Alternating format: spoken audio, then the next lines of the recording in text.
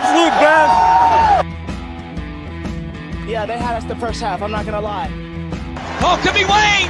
I think I got my swagger back. Oh! I love it, baby! Them orange britches. Something about them orange britches. Tennessee wins! By Tennessee, Jawan Jennings. Jennings makes the catch. Ball hit high in the air into right field. Going back is Sayre, and Tennessee can say hello, win column. A grand slam in the bottom of the ninth. You can't draw it up any better. We just won a basketball game, and we're very happy right now. McGrath for the win. He got it. If you don't like college football and you watch this one, I'm not sure what your problem is.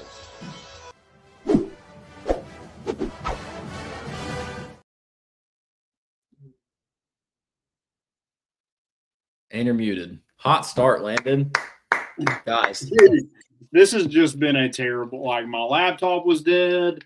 I had to change mics because my older laptop, I tried to get it going and that mic wouldn't plug into it. So it's just been an absolute crap show to begin this. So thank y'all so much for joining in and welcome in. It's July 31st. Fall camp is full steam ahead. Boo Carter is back, and we're going to talk about all that stuff. Also going to start our position preview tonight. So looking forward to that. We'll start with the offensive line, the big uglies up front. And, yeah, got plenty of stuff for you guys. Thank y'all again for joining us. And, Joey, how is everything?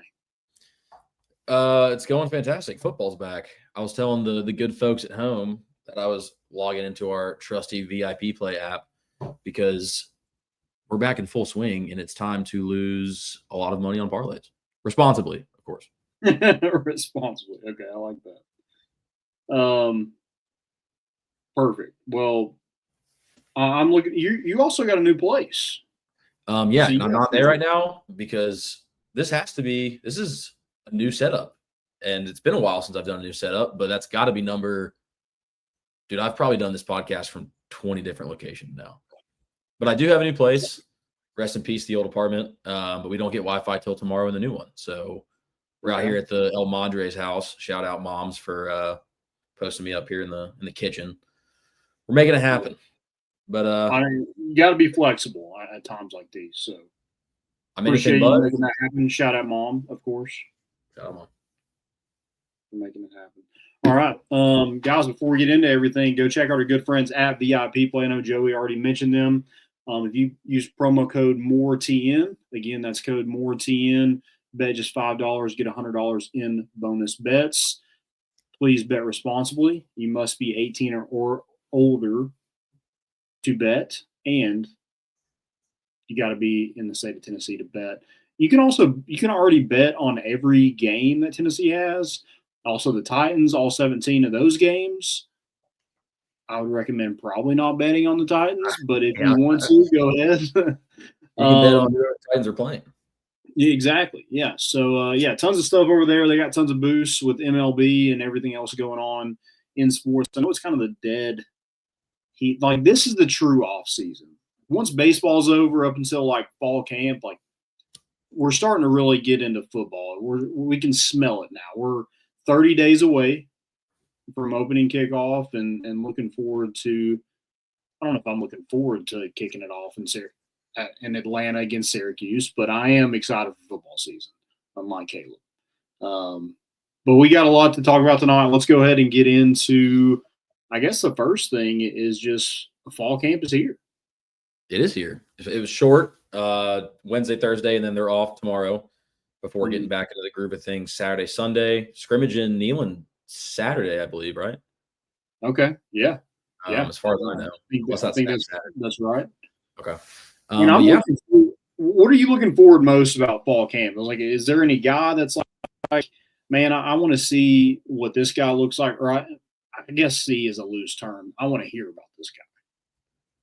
Yeah, I mean, I guess the question on everyone's minds is this quarterback situation. Obviously, we want to see – I mean, I don't know when we'll even really hear anything substantial, but as far as we know right now, it's technically still a quarterback race. Like there's no cemented starter. I know Joey Aguilar seems like, your clear-cut starter with, by all means, but Heupel made it very clear that it's a competition for a reason. And that's the whole point of camp, is to go learn, make mistakes, don't make them again. But I mean, I guess ideally just throughout camp, if we can just, I'd rather the competition actually keep continuing through camp and it looks like there's multiple good options. I'd rather that than maybe just depending on one guy, because I just think that helps with our depth and strength. But I'm kind of itching each time a report comes out from camp to see how that competition's progressed. Yeah. Yeah, looking forward to that. I mean, I guess the main thing I take away from the quarterback competition is like, is it just Joey Aguilar's job to lose, or is it like a legit quarterback competition? I know like we're not going to really know the answer to that. Josh Heupel is never going to give that up. No. But I am curious to see, like, does Jake Merklinger kind of make, or even George McIntyre, I guess he's got a shot too. Can they make this interesting? Does it make like, maybe Joey Aguilar isn't the clear-cut starter? Because I think when you go into fall camp, everybody kind of has Joey Aguilar pegged as the starter. And right, I'm with those people, but at the same time, it's like, I mean, are you really getting buy-in from those other guys if that is the case in the complex there? So, and it seems like Lance Hurd mentioned Jake Merklinger, and I know the team kind of rallied around him after Nico left during that spring game. So I think there's a lot to like about all these quarterbacks, and they kind of give their own different aspect. Like Joey he's got the experience. He hasn't played exactly at this level, but he has played in college football games and played against like similar competition. And I think he played Clemson and North Carolina while he was at App State. You have Merklinger who doesn't really have anything other than, he got some garbage time every now and then, but he really didn't, because Gaston Moore was the backup. So we got limited time, and then he does have 1 year in the program. Then you have George McIntyre, who is the true freshman that probably has the most upside out of all these guys. I think Jake Merklinger is probably a better athlete from what I've seen. Maybe Joey Aguilar is, but I think Jake Merklinger is, pretty athletic and can move around a little bit. So every guy has a little bit different. I think it's all about like how they process the offense, and that's going to be who's going to be the starter come August 30th. Yeah, I mean, I guess ideally Joey Aguilar cements himself in a really good role as the guy, but I think the competition aspect's healthy because it is so – none of these guys have really seen consistent snaps in this offense. Like regardless of experience level, again, obviously Joey Aguilar has the most experience playing actual college ball, but it's a new system regardless. So, I mean, This is exactly where you're going to go in there. And obviously, he spent a lot of time since, he announced he's coming to Tennessee, studying the playbook, learning how the offense scheme works, like just building that foundation. But I mean, ideally, it's still at least a healthy competition for the fact of, you can't just have one quarterback. So, I mean, if we can see a clearer vision, just obviously based on what we see, you're right, Heupel's not going to come out and say anything about it really, other than your very stereotypical coach answers, which is what we've gotten so far from camp. But I don't know. I guess time will tell, but yeah. A few little other things with fall camp. I know we're not learning a whole lot. Like this team is inexperienced, and I feel like that's why they've been doubted. I feel like from the national media aspect of it. But I think there is a ton of talent. Like you saw the blue chip stuff come out on Twitter. Like Tennessee has the highest like blue chip rating that they've had since Philip Fulmer was here. And it's kind of surprising because, I mean, I know Butch Jones didn't win a lot, but there was a lot of talent on those teams. Even Jeremy Pruitt had some talent. Yeah. So I think like the talent is coming in bunches. It's just inexperienced. And I don't think there's any – I mean, you're really not too inexperienced on the defensive side of the ball. It's all offensive. But you've invested a ton of money and in recruiting and, getting guys out of the transfer portal to kind of create this offense. And yeah, people can doubt them all they want, but at the end of the day, like no one really knows how it's going to all play out. Like it could be balls to the wall. I don't think anybody was expecting what Tennessee did in 2021. And that was kind of all offense, no defense, but like the offense was humming. And it was kind of the unexpected. Like, could this be the same thing? I'm not talking about 2022. Right. I think that's a long ways away until we're comparing offenses like that. But 2021, Tennessee scored a ton of points and they ran the football well. And I think they should be able to do that. And they've done it with anybody who's back there at running back. Whoever is back there, they're running the football well. Can they hit on the big plays? Can they be better in their red zone? And that's where your questions lie. And you're not going to know until the season gets here, is the bottom line. Fall camp can tell you all, we can go through all these players and be like, well, he looks good. He looks like $1 million, but at the end of the day, you just don't know until August 30th. And even then, I don't know if you know. I was about to say, I don't know that we're going to know for a hot minute. We might be, might be Georgia. I was about to say we might be welcoming the Bulldogs into Neyland, and we still aren't fully set on what we know yet. But I mean, it's got to be the biggest test for Josh Heupel, just from a sense of like, obviously coming in as a new coach, and what we did in 21, again, 22 is in this conversation is kind of an outlier, just because everything did just kind of fall into place. Not that Josh Heupel's not to credit for that. I mean, he was manning the helm, but I mean, I feel like in terms of tests, you've kind of got the national media kind of I wouldn't say against you. I'm not going to try to be Kirby Smart over here and act like we've got pitchforks in our face.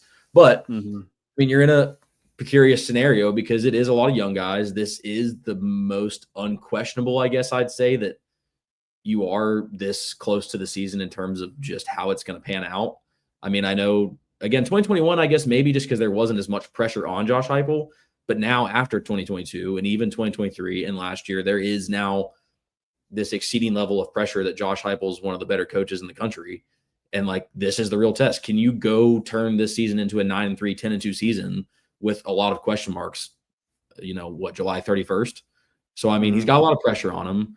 And you're right. You could go out there and 7-5 is not unreasonable. At that point, obviously, you're looking at were the cards played right, but like no one's putting out the question 10-2 and making a playoff. Like it's just a lot of question marks floating around, and the coaching staff just going to have to prove himself. Yeah. Something else I've kind of noticed in fall camp, I know we've heard a lot from the freshmen. Man, I really like this freshman class. Now you got to keep it together to, convert that to winning football games. But I think a lot of these guys are going to play. I mean, obviously, we're going to talk about the offensive line and David Sanders. Like that was a big get. I mean, I really like what they've done wide receiver wise. Like those guys are probably, some of them at least, are going to have to play. Tight end wise, I think you did a phenomenal job recruiting, Deson Brame and Jack Van Doorslayer. And one of those guys or both of them are going to have to play as well. So it's kind of like that whole thing of, your return on investment. Like, what is that? Are you just going to pay these guys to come here and sit on the sidelines? I think Josh Heupel's like, no, like I'm going to fill holes that I need to fill in the transfer portal, but I'm going to trust my evaluations and trust that these guys are going to go out and make plays for me. And that's what he's doing with Mike Matthews. That's what he did with, I know I'm not talking about offense, but Ricky Gibson was another one that you're like, you going to invest or not? Boo Carter was one, and I know we'll talk about him in a second. But, yeah, there's just a ton of, like, there's no more where you can just, like, let them sit on the sidelines and, like, no kids sit on the sidelines and going to be there next year if you're paying them a ton of money. No. Like, I got my money. I'm going to get it wherever. I'm going to go somewhere else and, make sure that I'm starting. Like kids just aren't willing to sit anymore. So I feel like if you're going to recruit them, you got to play them. Yeah, and I mean, Heupel talked about it kind of in media. It was this sense of like, you got a lot of younger guys coming in, but like the approach to camp in the offseason is the exact same. Like these kids can't afford. I mean, you got to grow up quick. Like it's a young roster. A lot of these freshmen coming in are going to have to be forced to grow up quick and learn a system. Like there is no hand holding. It's not going to be, all right, well, let's dial back the offensive scheme just to kind of fit these players. Like they have to match what Tennessee's about. Tennessee's not going to cater. Josh Heupel's not going to cater. None of the staff's going to cater to these younger guys to try to build them up differently. It's really a matter of like, and then that was his whole point was like, we just can't afford for young guys to be young. Like you got to grow up. You got to learn the system quick because you're right. You're going to go out there and play. And nowadays with the transfer portal and just how football's evolved in the last couple of years, like not only do you have to go play these kids, but on their end, like they have to play. Like these kids you're not going to sit on talent like you used to back in the day and develop these guys. Like they're gone if you don't put them up to at least what they think they deserve. Yeah. I mean, Tennessee should have played more receivers, and you're probably not having so many question marks at receiver right now, but they just didn't play enough last year. Even with injuries, didn't play enough. Yeah. Now you got Chris Brazzell, who's injured in camp right now, and you're your leading receiver right now that's practicing had 7 receptions last year. 7. And that's it. No one else even – I mean, Braylon Staley, I think, maybe had 1 or 2 catches in garbage time, but, I mean, nothing, basically. Yeah. So just a ton of inexperience at that position. I think Chris Brazzell needs to take a huge step, and right now he's not practicing, so that's hard to do.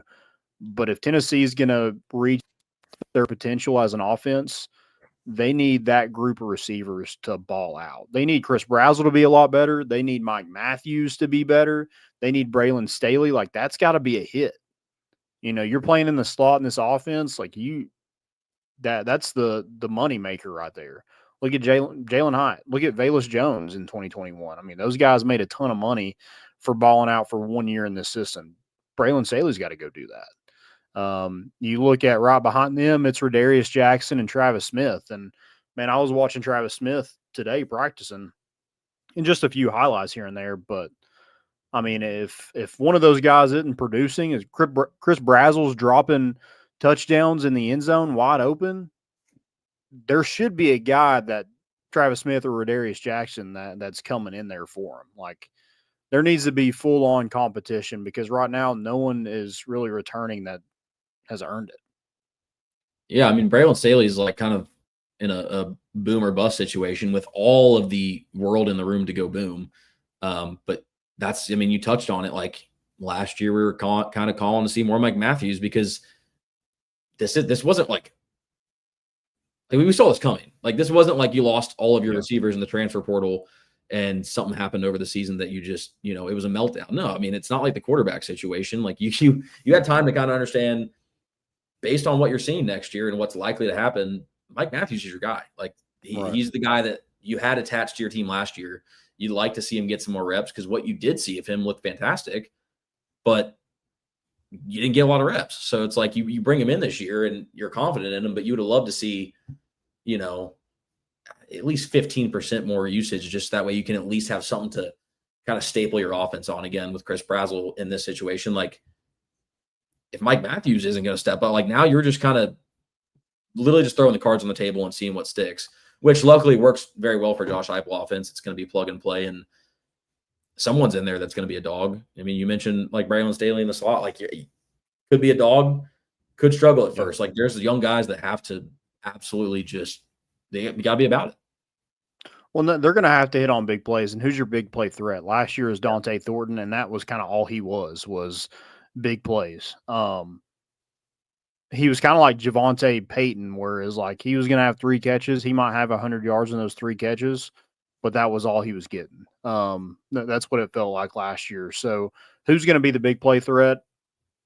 No one that you lost besides maybe Dante Thornton, anybody was super upset about. Maybe Brew because of leadership and who Brew was, but as a football player and as an athlete, probably not. Like you wanted to see the guys that you recruited 5-star Mike Matthews, highly rated 4-star Braylon Staley, other 4-star Rodarius Jackson, other 4-star Travis Smith. Like, you want to see these guys go and do something. I mean, Squirrel White was good when he was here, but I don't think there's any reason why Braylon Staley couldn't have that same production this year.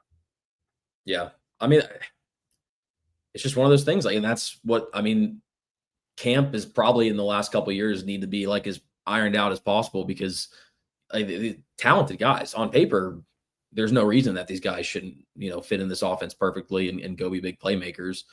But you don't have anything to fall back on in terms of experience to really see where to plug them in and how to play. So, I mean, camp is one for that receiver group. I mean, camp is 100% where you make your strides and prove yourself. Again, anything that you do wrong, you do it once and you learn from it, and you better not make that damn mistake again, because it's too testy right now. There's just too many unknowns, too many question marks.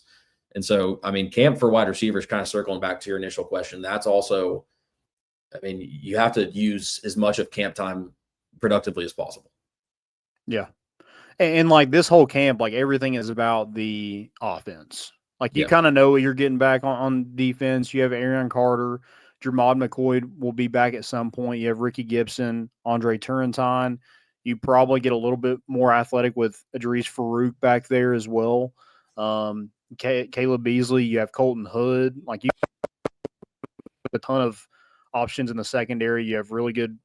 You return basically both your linebackers because Keenan Peely was hurt all last year. You have some to replace up front on defensive line, but you have a ton of depth and talent up there as well. Like, you've returned Bryson Eason and Joshua Joseph. It's not just a new unit. It feels like the offense and defense couldn't be more different in terms of like experience. And so this whole camp is going to be like, what does the quarterbacks look like? What does the receivers look like? What's that running back rotation look like? Because you kind of know what you have with tight end, and who's your center, who's your left guard. If Sam Pendleton is going to be your center, who's your left guard? So there's a ton of question marks within the offense. So that's kind of the talk of fall camp going to be. What does the offense look like? And to be honest, like I want to know. But we won't really know until we know when the season actually gets here. Because, I mean, I don't know how you're going to really judge like how good this team looks in the red zone, or are they hitting open receivers? I mean, I know there were some stats going around today about routes on air and what the quarterbacks did on routes on air. I'm like, there's no defense. Going on. Why are we even putting that out? That makes that's just football hype. That's just football.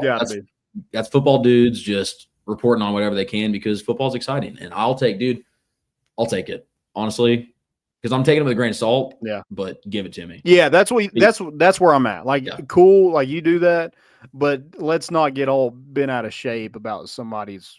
Yeah, you can't overreact. He didn't miss a throw on routes on air. I'm like, let's see when there's a All-American defensive end coming at him, and let's see what that looks like then. Yeah, I mean, we got enough skilled guys. I'd hope that things look pretty good with a ghost defense. Welcome to the SEC. That doesn't exist, sure. Unless you play Vandy. So, yeah. All right, let's get into offensive line a little bit. Well, let's shift the page. Before we do that, guys, go check out our good friends at HovieDryGoods.com. Great people over there. They actually got us our hats in. Oh, and look at these beauties. Damn, son. Yes, and I'm gonna be honest, the Hovie hats that we had before, people. Look, you normal size people or normal size head people, exit the chat for a second. I'm talking to my big head folk. All right, you see this thing? We're hanging on by 8. I mean, if you go to 1, it starts going up. Like, I got a fat head. I got a little bit of hair. I've never had a hat fit me better than that hat fits me right there. So that's going to be my go-to at least until November when I accidentally like step on it or something. Oh, we got you another one. We're good. Exactly. We can replace. We got them for days. But they look sweet. I cannot be more excited to get mine. Yeah, go check them out today. If you do want one of the hats, DM us. We can get you one. Small price. So yeah, just reach out to us if you want to purchase one of those. Support the brand, and yeah, go check them out. Use promo code MORE for 15% off that first purchase. Great people over there, great stuff, great product. Go check them out. Do it. All right. O-line. I mean, it's kind of the same. It's kind of funny. Like, I mean, the way we talk about receivers and quarterback and kind of running back a little bit. Running back's a little bit more stabilized, but not by a lot. I mean, your O-line's getting flushed. You are kind of back to square one. You lose a lot of talent. I mean, we talked about center with Cooper Mays and stuff. Like, it's go time. It's plug and play. I don't know. What do you think about it?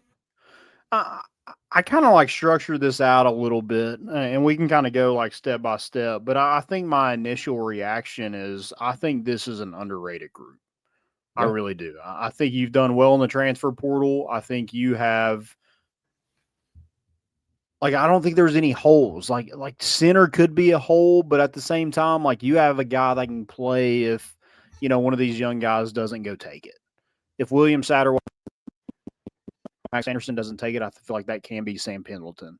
And then you just plug in a guard. Like, I feel like there's bodies here. I feel like there's capable bodies. And I think they're going to be much improved. Again, like, this offense is going to move the football. They're going to run the football. Now, can they protect? Can they avoid the pre-snap penalties that we had so much of last year? That's the question for me. But right now, I think this group is going to be better and really underrated.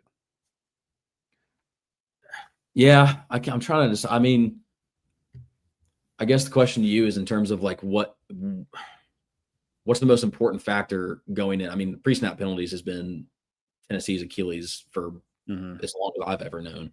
Yeah. So, I mean, I guess in terms of just can you finally change that?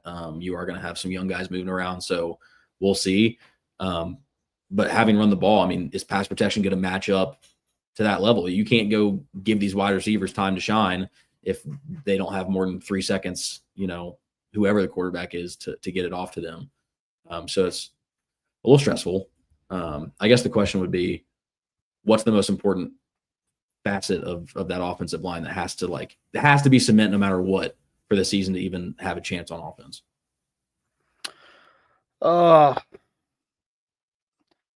I mean, it all like the offense kind of all goes off itself, so it's hard to say like just pinpointing the offensive line. I mean, if you're going to look at a single person, like Tennessee needs Lance Hurd to hit.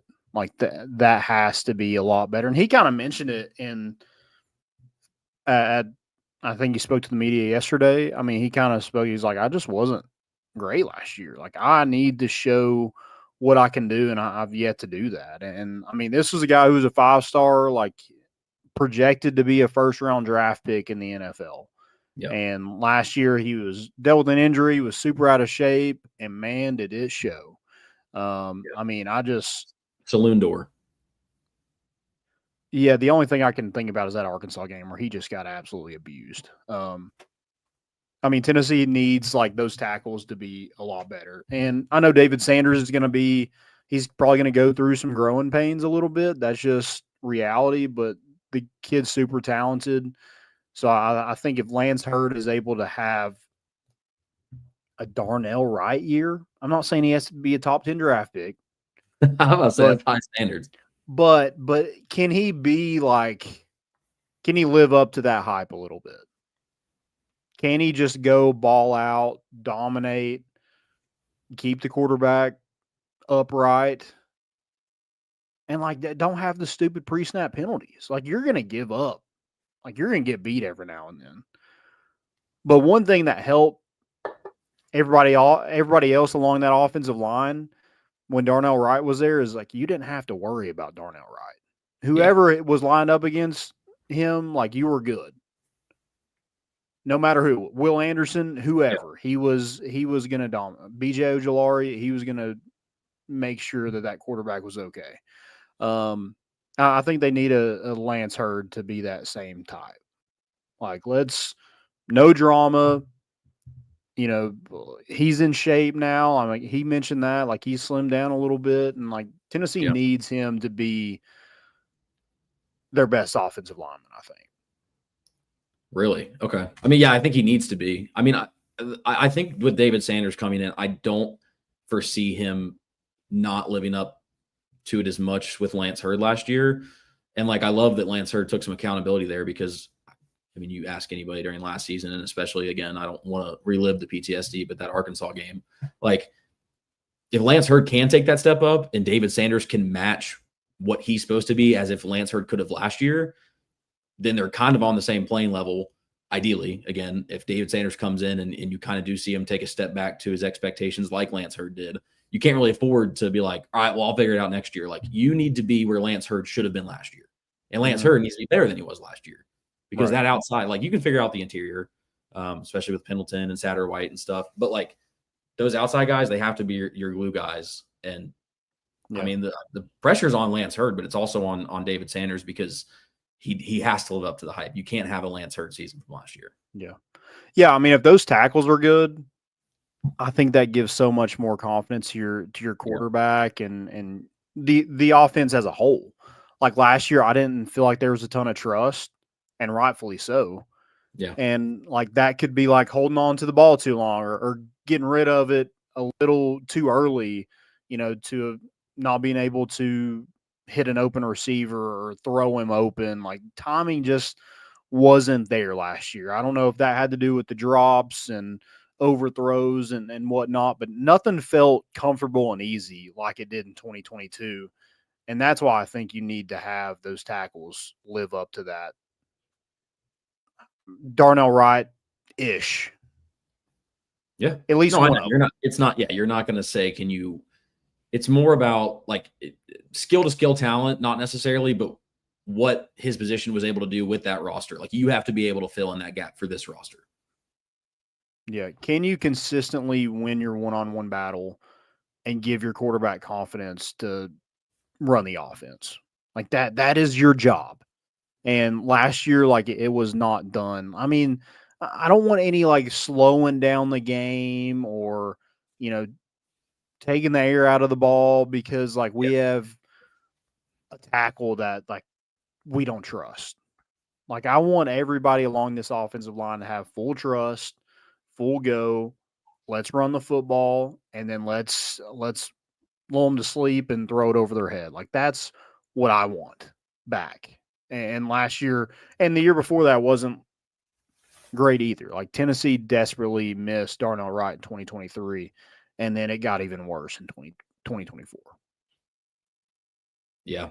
So biggest, I have this right here. So biggest strength. What do you think this offensive line's biggest strength is right now? And it's probably going to change here soon, but like that's. I mean, other than tackles, I biggest strength. I mean, if Sam Pendleton can fill into that center position and actually be, fill in that Cooper Mays role and hold steady and not avoid injury, I think those three main guys staying healthy is your best strength because in terms of experience, they're your rocks. You start having to plug some younger guys into that position, it's only going to hurt an incoming younger quarterback that's not experienced in this scheme. So that worries me. So, I mean, if you can keep those guys healthy and they get put in the right rotation early, I think those power three are your keys in terms of experience. I mean, it's the only, I don't know. I mean, the guards is one thing, but with your tackles healthy and if center can stay strong and healthy, then I think that's your cards that you have to play. Yeah, strength right now to me is like if you're able to fill that center spot with William Satterwhite or Max Anderson, and you can have Sam Pendleton and Wendell Moy be at their best at guard, that's probably your strength in my opinion. Yeah. Now we'll see. It could be tackle, but I think right now it's probably guard with two guys that have a ton of experience. I mean, we're returning one starter, and that's kind of the weakness, I guess. But you are returning three guys who have playing experience. It's not like everybody's new. No, it's so just I think hard that helps a ton. It's just in terms of offensive line. I mean, losing four starters is yes, the experience is key. I mean, I guess my biggest worry is just if the gap early in the season, like you can't afford to take a couple games to figure out your strengths with that O-line.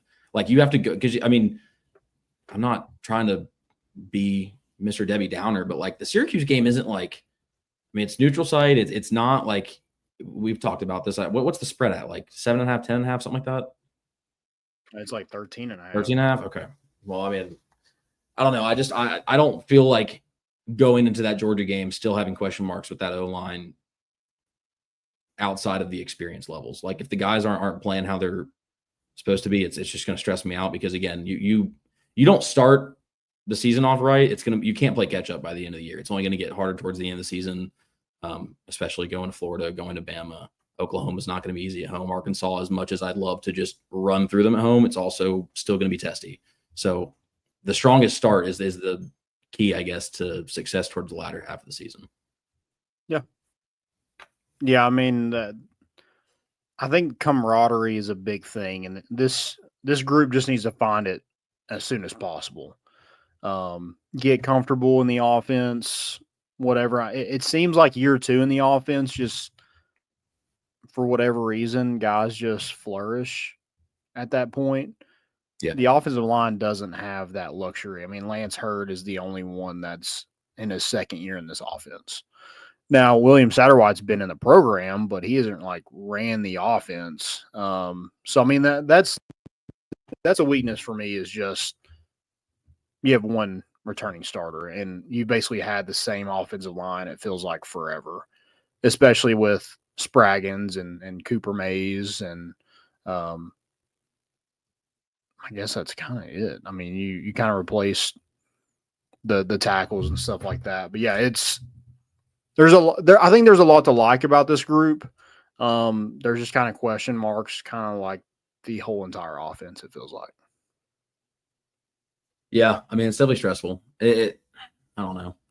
I know you already. And looking at that Georgia game, like Georgia has destroyed Tennessee on the line of scrimmage since Josh Heupel's been here. Like that's been the biggest issue. Like we have not gotten any push up front. Like this group has to find something early against Georgia if they want to have a chance of winning that game. I mean, I know we got to worry about Syracuse first and a little bit of ETSU, but a lot of Tennessee fans and as Tennessee fans, we can look ahead. Like that's not our job to focus on Syracuse. Like, yeah, we're looking at that Georgia game early, and like these the question marks on offense have to be answered at some point. Yeah, and you just don't have a lot of time to do it. So, I mean, that's why camp's so crucial. We touched on it. It is kind of insane. I mean, when was the last time Tennessee was this flush on offense in terms of just lack of returning guys and young talent? I mean, again, the defense, there might be a couple positions, especially maybe with some injuries that I worry about on defense. But for the most part, you're walking into the season like 90% of my confidence is in the defense. I need that 10% on offense to get to 50 real quick. Yeah. I don't know. I don't know if that was like by design. Was that like a culture thing of like, hey, we need to, flush the offense, and if it's not a guy that's going to make us a lot better next year, like it's okay to go ahead and cut ties. Like we like what we have. And I mean, Josh Heupel's betting on himself a lot because he can go in the portal and just get whoever and, spend a bunch of money. Like he wants to trust his evaluations and roll with that. And I'm okay with it if it works, but it's got to work. And I don't think you didn't put yourself in a great situation because it's not really your fault, but it's the quarterback. Like if Nico was the quarterback, like everybody kind of knew what was going to happen. It was going to be year 2 of him being the starting quarterback. Everybody's feeling good. I mean, yeah, but there's still the question marks. I mean, assuming Nico takes the step up or would have taken the step up, we would probably feel more confident. But even then, like say we're sitting here having this conversation around Nico, I mean, his ability to get out of the pocket maybe would have made me feel a little bit more confident that the offensive line has some time to figure things out or maybe has room to make some errors. But I mean, we're still sitting here with this receiver group being like, Nico didn't do a lot with what he had last year. Like, what makes you think he's going to be able to take that poise step and like do it this year? I mean, if he got better, yes, but obviously he was trending towards that ideally second year starting, but I think there would still be a lot of question marks. So, I mean, at least you're in that situation where like Heupel's, he's fine offensively. Like, I don't doubt him for a second. He's already proved himself that he can kind of take players that weren't, your A+ guys and do something with them. But it's one extra thing that you're sketched about that like doesn't help one bit, as touching on what you were saying. Yeah. Yeah. I mean, I don't know. I don't know exactly like what it would look like if Nico, I think it'd be a little different. But it's not because Nico just lit the world on fire. It's just because you're replacing another starter. Exactly. With somebody else. And that's what it is. So interested to see kind of what this offensive line looks like. I think your projected starters, correct me if you have something different. I have Lance Hurd, Wendell Moy, I have William Satterwhite, Sam Pendleton, and David Sanders would be my starting offensive line. I would assume that's the starting. Even if you have to move Satterwhite, I mean, no. I mean, ideally, that's your starting five. Yeah, Pendleton has to go to guard. Maybe Jesse Perry or a Sham Umarov is that other guard spot. Those guys are probably need to play some. Jesse Perry's one. Bennett Warren, Gage Ginther, Brian Grant, Jemias Hurd, Max Anderson. Like, those are kind of all your reserves. And, again, like, all those guys were pretty good gets out of high school. So, excited for this year, excited for the future of this offensive line. And I think your mainstay is you get David Sanders for 3 years. Like, that's awesome. Dude, and if he can be as good as he's supposed to be, and I know like it does feel like you're shooting yourself in the foot because I know we didn't hype up Lance Hurd as much as David Sanders, but it was frustrating again to go through that last year where it's like you need that left tackle's position to be as strong as possible. But I don't know. And there's almost like a strategy where it's like it's not unheard of that a guy's done it. Like Caden Proctor was at Alabama, true freshman, and now he's in his I guess he went to Ohio or Iowa, came back, but he's in like his third year, I guess, at Alabama.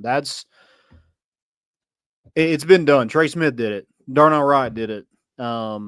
It's even been done at Tennessee. So I know it's not ideal for your prize player at offensive line being a tackle because that's just a hard position to defend when you're going against NFL guys every Saturday. But you're going to have to do it eventually. Yeah, so, and it seems like he's up for the challenge. He's put on weight. I think he's at like 305 now. So he's put on like close to 35, 40 pounds.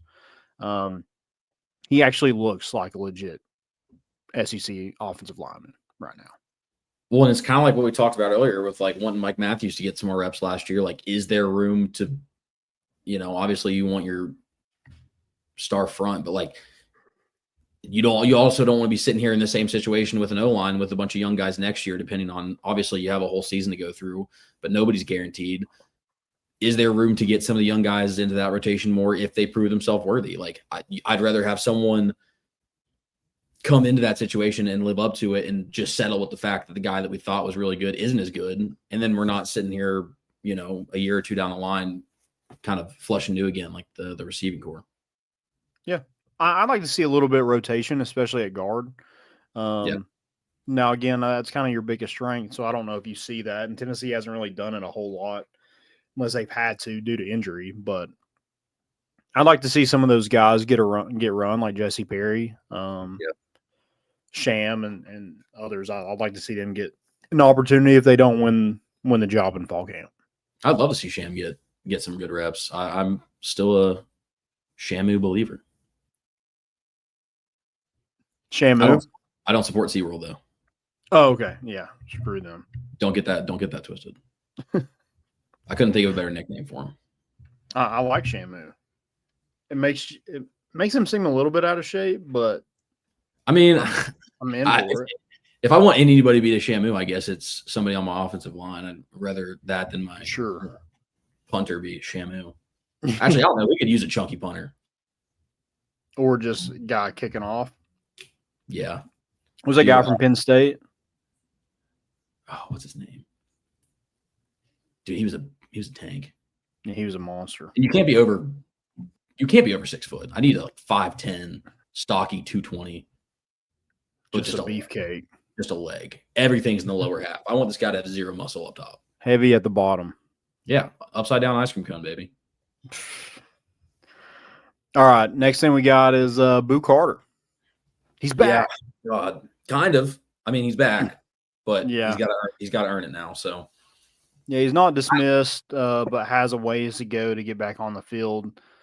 I mean, here's the thing: you miss workouts, like it's probably not the end all be all, but man, did you ruin some trust and relationships with your teammates, and that's what it is. I mean, and it was for like no reason, and I would just, man, if you're a player, do not listen to these agents all the time. Like get some second advice before you go and do something stupid like that. That's crazy. It just puts like it's the last thing you needed right now, and like ideally he takes it. I don't know when we're gonna find out if really ever the full truth of like how things played out or what kind of is happening behind the scenes and his attitude towards it.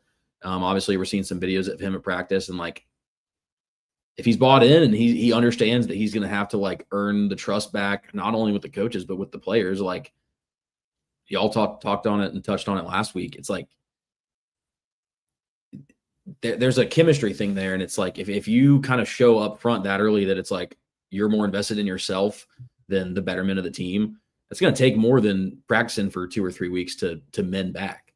So, I mean, if Boo Carter has the right attitude about it, look, I'm all about it. Go fit him in. Like, let's pretend nothing ever happened, but it's too good. Like, that's not going to happen. Like, that's not the way team works. And these are young kids. Like, at the end of the day, if 2 weeks ago we're sitting here like, do these guys even like trust him to be back? Like, you're missing out. You got some drama. And again, we don't know the full story. We don't know how things played out. So it could be totally fine and we're good. But like, this is where training camp needs to build those relationships back, have conversations about what happened, maybe if they're open to being open about it.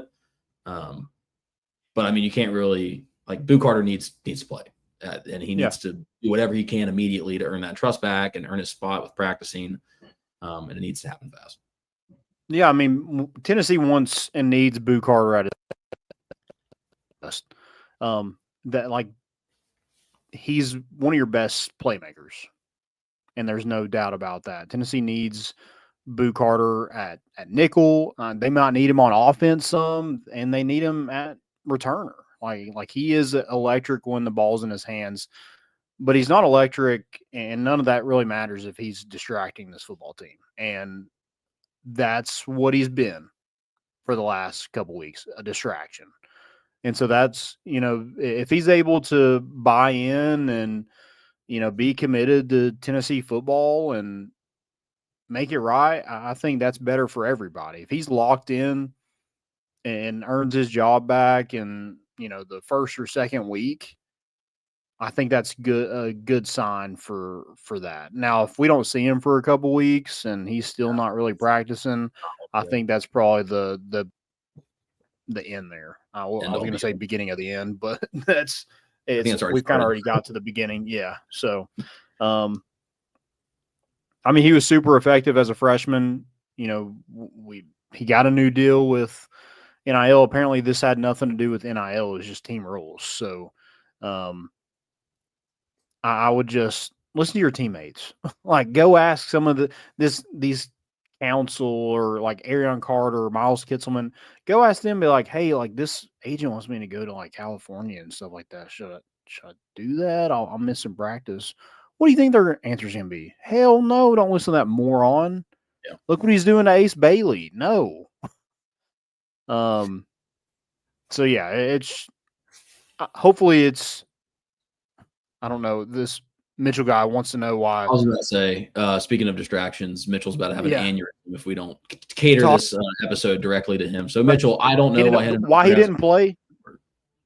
Yeah, and obviously it's a good thing because they're getting beat 14-0, and Kyle Allen is atrocious. So, I mean, if they're not willing to put any effort and time into Hendon Hooker and developing him, they're going to play Kyle Allen, if Kyle Allen is your quarterback, you're screwed, okay? Like, the season's over. Wrap it up. Tank. I don't know why they're playing him at all. Whatever. But it's the Lions. And they're they've always been trash. I know they've been better recently, but Dan Campbell he's never going to win one. Let's be honest. He's not. The Lions are never going to win. Is there any bias behind this, Landon? Are you just an anti-Lions fan? I don't trust that franchise. Are horrible. But yeah, Mitchell, I don't know either, dude. I don't know either. We're doing a podcast. I don't know. Yeah. So there you go. He's gone. Are y'all going to acknowledge your fans about? You know what, Mitchell Hooker didn't play in the first quarter. Mitchell, he's not playing in the second quarter either. So, Jabari Small played. He has 4 rushes for 9 yards for the Lions. So, there we go. Thank you, Mitchell. Thank you. Yeah. All right, let's get into some recruiting. Hell yeah, Tennessee, getting after it, dude. I shouldn't even say it.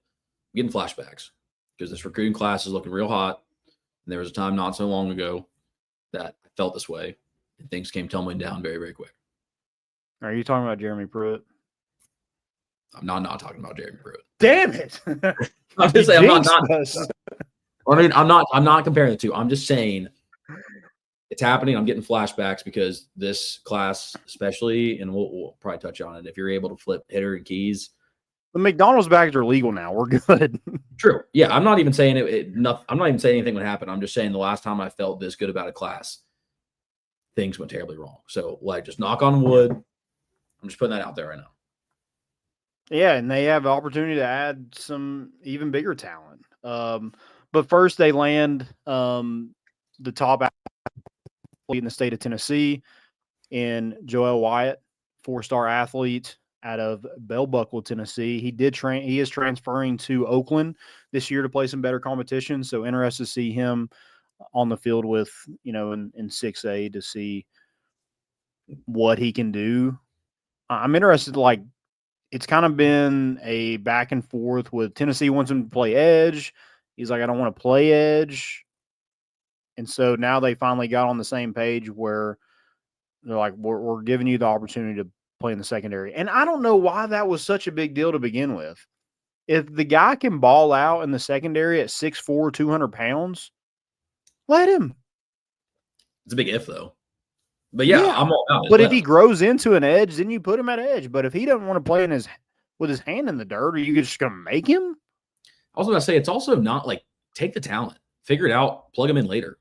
I understand that a player doesn't really have the right to just say no, I'm going to play this position or you're not going to, but we can work on that later. Secure the talent, get him in here. He's a young kid. I don't expect him to make the, entirely best decision in a moment's notice, but get him in there. And we did, so I'm not worried about it. But yeah, it's not a big whoop. If he can go do it back there, no one's going to stop him, right? I'm curious what that conversation looked like preliminarily, because it's hey, if you come in here and you can do that, be my guest. Be my guest. Yeah. But and again, he's one of the top players in the state. You're just going to let him go to Vanderbilt because you don't want him to play edge? Let's see what he can do at secondary. If he wants to play that, he thinks he's good enough to play in the SEC. Again, the kid's 6'4". Yeah. I want to see somebody 6'4" in the secondary. That would be awesome. I'm all about it. If they're really good. Yeah. Now, he's got to go prove it again this senior season at Oakland. That's going to be a big jump for him. If he's able to do that, kind of like when Boo Carter went from Chattanooga Christian to Bradley Central, if you can get that kind of jump and dominate that level too, I got full faith Joel White's going to be really good wherever he plays at Tennessee. Yeah. Kid's a freak. And then you landed whatever 4 or 5 star, whatever he is. I know there's been, I mean, he's a 5-star with 247 composite. So if you have somebody rating you as a 5-star, you're a 5-star in my book. 5-star athlete, Celesi Moa. Man, this kid comes from a football family. His dad played at Utah and was played for the Dolphins for a little bit, did some UFC. Both of his brothers play college football right now. One's at BYU, one is at Michigan State. And Tennessee was able to get the West Coast kid to Tennessee. I mean, dad went to Utah, brother goes to BYU, and other brother goes to Michigan State, was at BYU previously. So hard to get those guys out of the state of Utah, but Tennessee was able to do that in a true two-way player. I mean, he's shifty. He's great with the ball in his hands. And, I mean, all that kind of translates to playing in the secondary somewhere. So I think he's going to get a crack at wide receiver. If that doesn't work out, I think you'll see him in the secondary. But Kelsey Pope did a really good job with this recruitment, and a big get landing 2 top 5 athletes in the class in this week. Yeah, I mean, it's honestly I don't really know what it looked like behind the scenes because as far as I knew, I mean, it's pretty hard towards Utah. But something flipped and something switched. I mean, it was definitely a shock, and I didn't think we were going to be getting him today. I might have heard a couple inklings early on. I know I sent that text today feeling pretty good about it, but you asked me that 3 days ago, and you ask anybody 3 days ago, and I think everyone's like not going to be shocked whatsoever if he goes Utah on to the next one. So absolutely massive get for guys. Well, and it was kind of weird. It's like, if you're going to commit to Utah, why are you waiting until now to do it? Why'd you push back your date? Like, go ahead and do the easy choice and go to Utah. I mean, I was kind of like that too. Like, I was preparing that he was going to go to Utah, but there was kind of that, I don't know, feeling is like, haven't you already done that? If that's just such the easy choice, why not go ahead and make that decision? But you never know with kids nowadays, though, dude. Like, they'll push it back to do anything. And shout out him for not throwing 3 different hats into the crowd before he picked Tennessee. Yeah. Kind of tired of it. I'm getting real tired of it.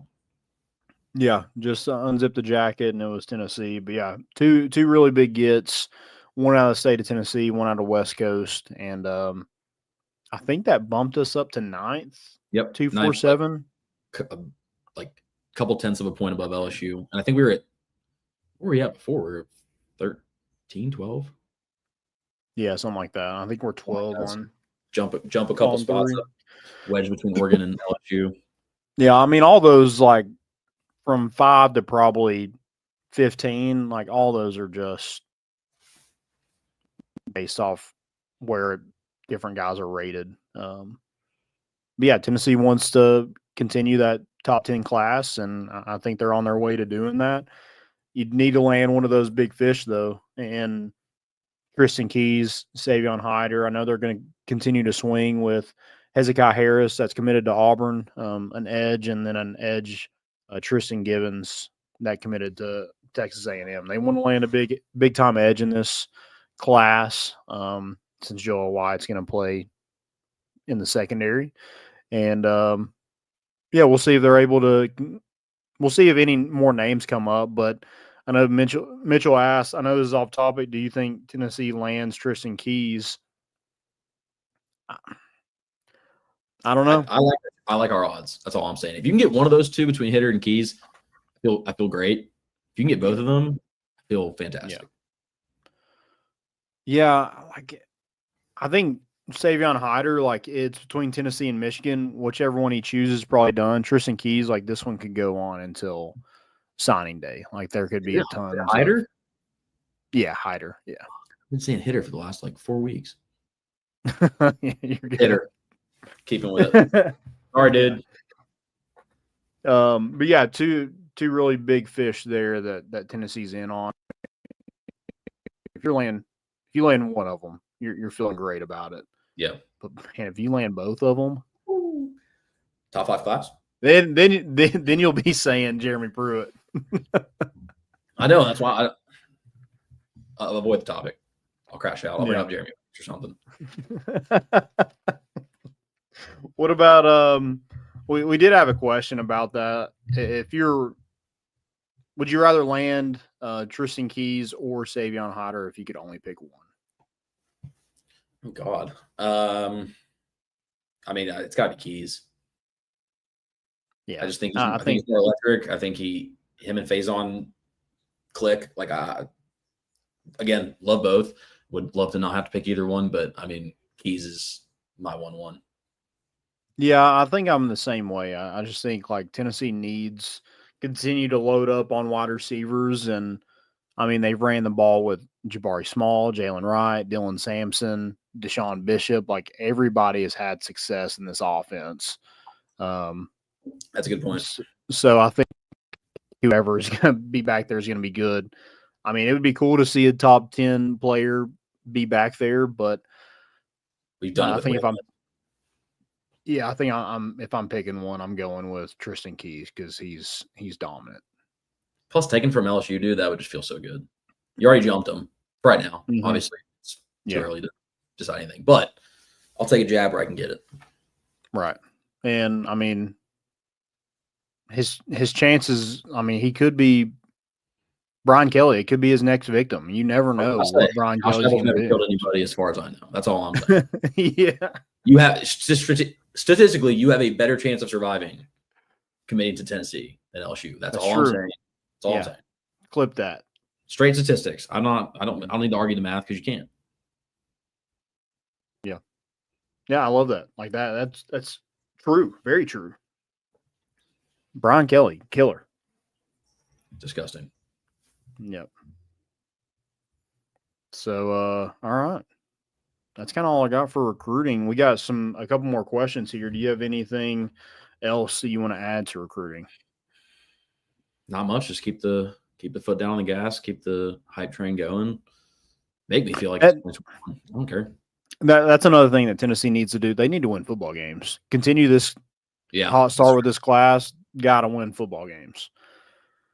If you're sitting here at, you're going, God, I hope not, but 6-6. I mean, you're probably not landing all these guys. No, you're not. You're going to lose at least 2 or 3 solid guys. I mean, yeah.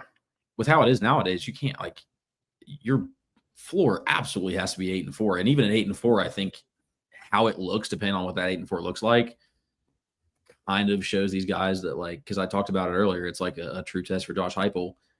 Probably doesn't make him feel any better about his ability to, turn these guys into top NFL draft picks. I'm biased. I would trust the guy, but these are young kids. You got to go. If you can go make a statement this year and take this team that does have a lot of question marks and go look really solid 9-3, I'm not worried as much about the commits. Obviously, there's 1,000 other reasons to worry about them just nowadays of football, but go do your part. Yeah, and that is one thing that's weird with this. Like, NIL is such a big thing, but you don't see a lot of decommitments anymore. No, because they're at least going to go try it. Because you don't have to. It's back then there's a lot more pressure on the decision, whereas nowadays nothing's as cement. It's so much easier to transfer. It's so much easier to go find a better NIL deal or better playing opportunity that there's not as much pressure on the initial commitment. Yeah. Yeah. I mean, they aren't locked in like they have been or felt like they were previously. So, yeah, that makes a ton of sense. It's just land them, win some football games, sign them, and then I guess we'll renegotiate every single second. That's the worst part about all this is you do all that work, years of work to sign a kid, and then he could be gone in a month. Yeah. Due to that. So, yeah. All right. One more question. Does Merklinger have a shot?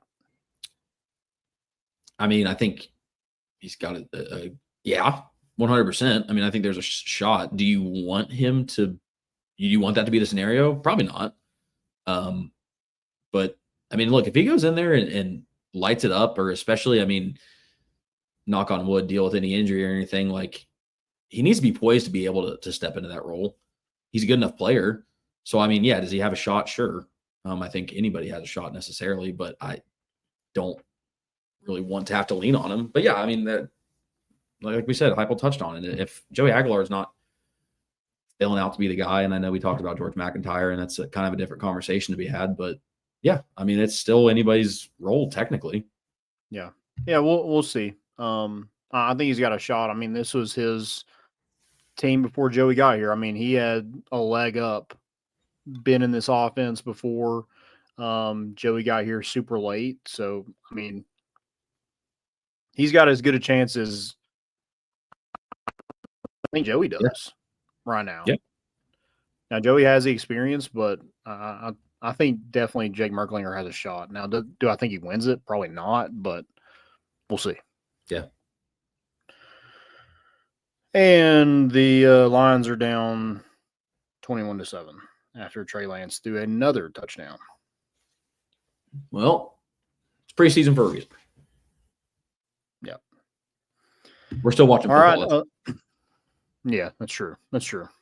Got to be grateful. Yep. Guys and pads.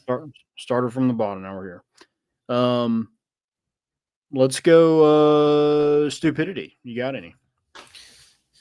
Let's load some up here. Let's see. You got any off the rip? My first one is Hugh Freeze. At his press conference, he said you need length and girth in this league. I did see that. Dude, I don't think it's false. No. I just don't know if that's what you say. It's got to be a PR stunt. He has to know that he teed that one up. Oh, and he's out of here. I mean, he's a dead man walking. He looks horrible.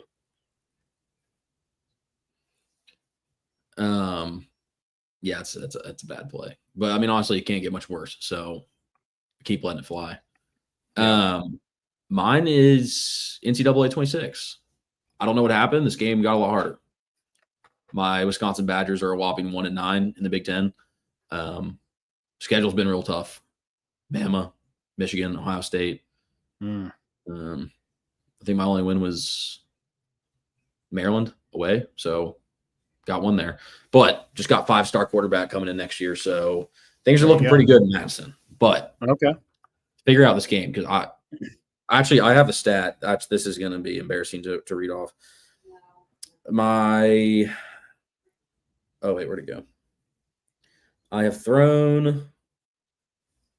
Damn, where's the picture? I'm pretty sure I've thrown 7 touchdowns this season, and I have 49 interceptions.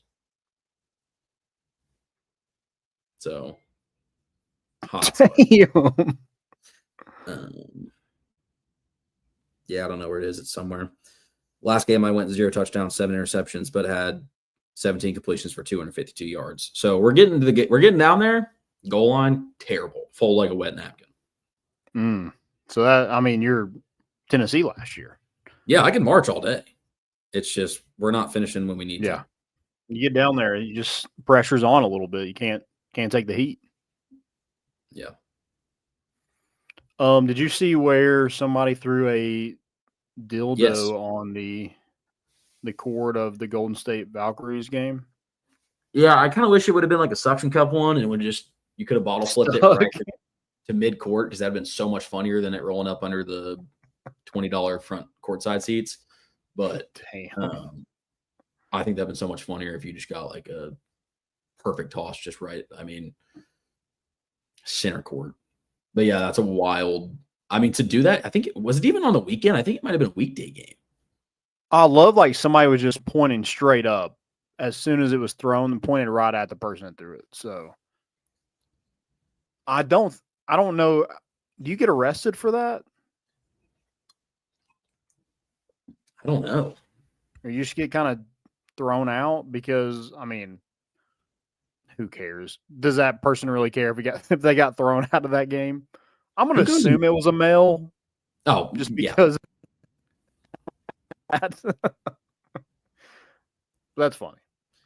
Who grabs it? I mean, who goes and gets that and then retrieves it? Like, do you pick it up with like a Gatorade towel?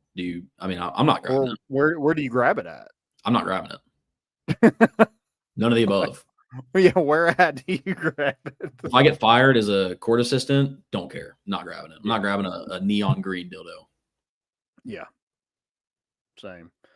I got one more. It's the Deshaun Foster saying that, I don't know, there was an article written, I forget, was it Bruce Feldman? Something like that. Basically did like a fluff piece on the whole Nico situation.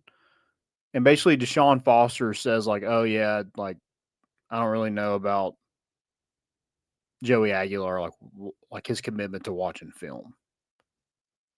And like I know Tennessee, like everybody saw that and heard about it because Joey Halsley brought it up and it was like, Joey Aguilar has been high level in the film room, is what his quote was. Stupid. And you know what? I kind of love it because we're back with football season. And that means just some of the dumbest things ever said being said. And I'm okay with that. Gives us content. Yep. But yeah, terrible take. Go prove them wrong, Joey. Do you think somebody's thought like you need length and girth? That's why they threw in this league, and that's why they threw the dildo? Is this coming like full circle? It could be. Or full circle. I hope Lane Kiffin gets drilled with one this season. He thought a golf ball was bad. Imagine getting hit by that thing. Dude, because if you connect with it, I don't know the weight of those things, and I'm not going to, but it's got to hurt. Yeah. I don't know if you can recover from that. Golf ball, mustard bottle, you can eat that. You can, well, let's not talk about eat, but you can take that on the shoulder and But yeah, if you get knocked out by a golf ball, it's like, yeah, it was a golf ball. You get knocked out by that, you're like, this guy can't hang. Yeah. Was your mouth open? Dude, oh God, the AI. Why don't we just, dude, AI exists. Let's just make a video of it happening and we'll just say it happened. I'm in. So a million people online versus the 90,000 people in their stadium. Who are you going to trust? Yeah. Let's do it. All right. Anything else? Anything other than dildos and stuff? I don't think so. What a show. Guys, thank y'all for listening. Thanks for dealing with our technical difficulties. We'll be better. Huh? R? What did you say? R? You said R. I'm good. Oh, sorry. Yeah. My bad. My technical difficulties. Thanks again. We'll be back on Sunday talking about more fall camp. I'm sure there'll be more drama going on. So this is football season. Welcome, everybody.